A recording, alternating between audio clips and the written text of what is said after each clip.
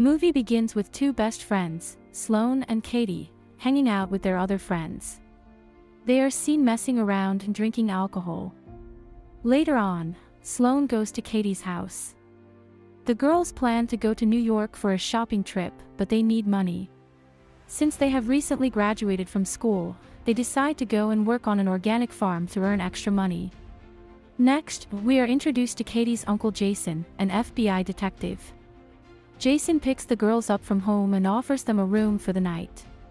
But instead, he shares the house with his long-term girlfriend, Gemma. The following day, Jason drives the girls to a bus station so they can go to the farm. Before leaving them, Jason asks Katie to message him daily, so he knows they are safe. He also tells her to use a code text at the end of every message if something happens to them.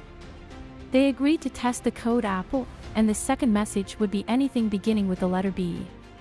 Shortly after, the girls are waiting for the bus at a nearby restaurant when two handsome boys arrive. Jared and Lucas approached them, and the girls seemed happy to mingle with the boys, but they didn't give away their real names. Soon after, the boys learn of their plan to work on the organic farm for a month to fund their shopping trip. The boys offer them a ride to the farm, but Katie is uncomfortable with the idea. However, Sloane convinces her, and they leave in the pickup truck together. On their way to the farm, the girls become worried when they notice Jed passing the road that leads to the farm. The girls are very concerned and ask him where he is going, but he tells them to relax. They will soon find out. Jared and Lucas then pull up outside their family home and introduce the girls to their mom, who gives them a warm welcome. The girls are so relieved and are invited inside for lunch. As they tuck into the homemade pie, Katie messages Jason with the secret code, telling him everything is fine.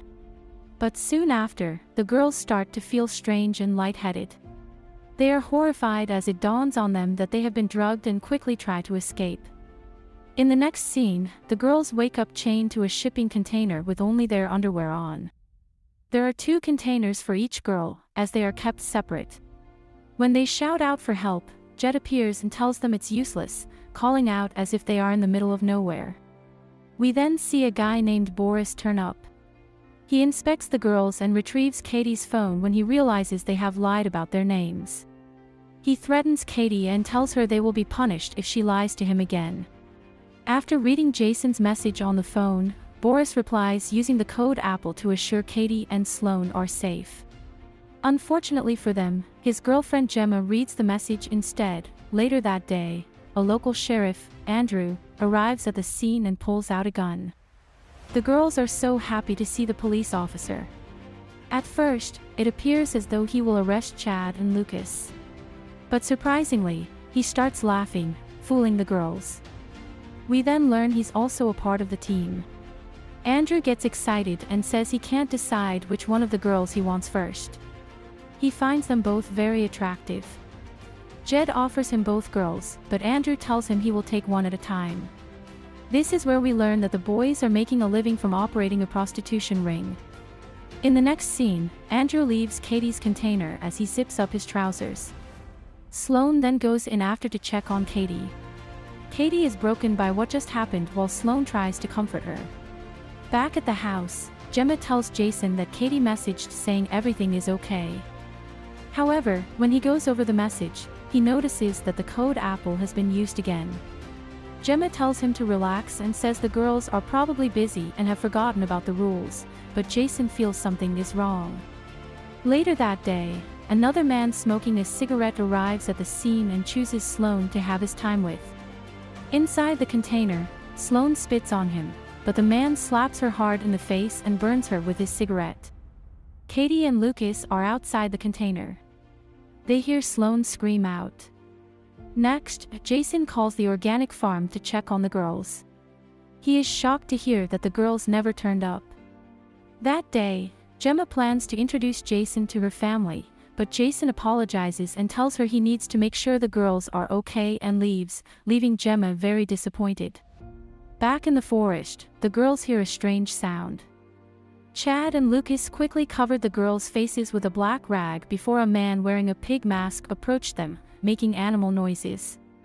The man chooses Sloane and forces her into the container, slamming the door shut behind them. After some time, he leaves, and Katie runs in to check on her. Sloane is terrified and very hurt. In the following scene, Jason is at the police station filing a missing person report when Sheriff Andrews greets him. Jason explains to Andrew that Katie and Sloane never showed up at work, and the secret code was not used in the text message. However, Andrew assures him he will look into it and will report back on any information he finds on their whereabouts. Next, Morris approaches Katie, saying she shouldn't have lied to him about the code. We learn that the sheriff had informed them of Jason's visit and told them everything. Boris pulls Jed aside and explains that the FBI will be coming around to check the place. They plan to dump the girls outside the city as they have done with their other victims. Katie overhears the two of them talking. They also discuss their plan to bring new girls back from the bus arriving the next day. In the next scene, Jason arrives at the restaurant near the bus station and asks the worker a few questions. The worker explains that the girls were talking to two guys, and then later, they all left in a blue pickup truck. The worker says the girls were happy and seemed very comfortable. Then, just as Jason is about to leave, the worker also mentions a quote he noticed on the boys' vehicle. It said, "My other ride was your mom." Then, Katie tells Sloane what she overheard Jed and Boris talk about and tells her they need to escape. Boris and Jed leave to get the two new girls from the bus stop and leave the man from the other day in charge. Sloane tries to get some answers out of him, but he refuses to give anything away. Finally, Katie has a plan and tries to seduce him. As she gets close to try and kiss him, she bites down hard on his neck as she can. The man is taken by surprise and bleeds out, and eventually dies. The girls quickly untie themselves and hide just minutes before Sheriff Andrew arrives. He is disappointed to see the cigarette man's corpse on the ground, and while he's distracted, the girls jump into his car and drive off. While driving, Katie and Sloane passed by two girls waiting for a ride. Knowing the guys plan to torture and abuse them, they decide to take matters into their own hands. They drive to the nearest store to buy tools to use as weapons. Meanwhile, Jason is seen at the car insurance company and learns that the pickup truck belongs to Boris. He manages to get his home address and makes his way there. At the same time, Boris arrives home but doesn't notice Katie and Sloane. Katie throws a metal object with a nail sticking out toward his face. The girls throw several more toward him. Boris drops to the floor and passes out. Later on, when he regains consciousness, he is horrified to find that he has been strapped to a table. He begs the girls to let him go and offers them money. The girls take the cash but brutally torture him before taking his life. Not before long, Jason arrives at the scene. He is shocked to find Boris's body. He quickly heads back to the police station when he sees the girls leaving in the pickup truck. At the station, Sheriff Andrews says there's no luck finding the girls so far. Jason decides to call Katie's phone again. Suddenly, he hears the phone ring and is startled. The phone is in Andrew's pocket. Just as Jason is about to turn around, Andrew pulls his gun out and aims it right at him. Meanwhile, the girls arrive at the church to find the guy wearing the pig mask. The man turns out to be a pastor. The scene quickly turns to the girls driving off in the pickup truck. When they arrive at a store, we see the pastor tied to the back of the truck, which has been dragged along all the way. The girls leave the store with matches. They approached the vehicle and heard the pastor reciting biblical verses. So they set him on fire, leaving him screaming in pain. In the next scene, Sheriff Andrews locks Jason inside a room where he is tied to a chair. Andrew plays music and turns the volume up. He tells Jason that he will be right back and shows the two girls he has kidnapped on the highway before leading them into the next room. As he is about to abuse the victims, Katie and Sloane sneak up from behind and strike him in the head with a baseball bat. Next, we see Sheriff Andrew tied to a chair. He is enraged and shouts abuse at the girls. Finally, he realizes he can't escape and resorts to pleading with the girls and offers them money. The girls torture him, forcing him to apologize before Katie shoots him in the head. Before leaving the scene, Katie and Sloane instruct the two other victims to untie Jason in the other room.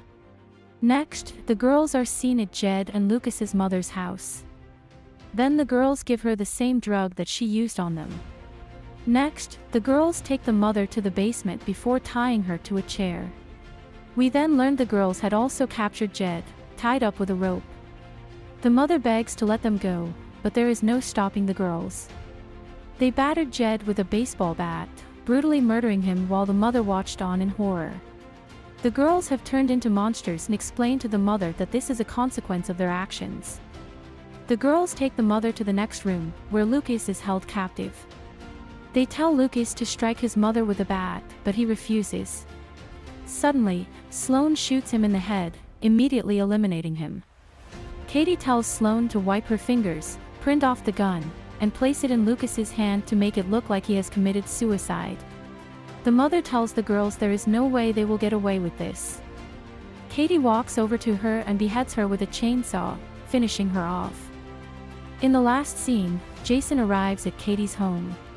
As he is talking to Katie's mother, Katie and Sloane come down and hug the mother before heading out to the airport. He sympathizes with the mother and tells her that they are intelligent girls. Therefore, she doesn't need to worry about them at all. At the airport, a man is seen holding a sign with Eco Field Organics Farm. The girls greet the man and leave with him, and the movie ends there.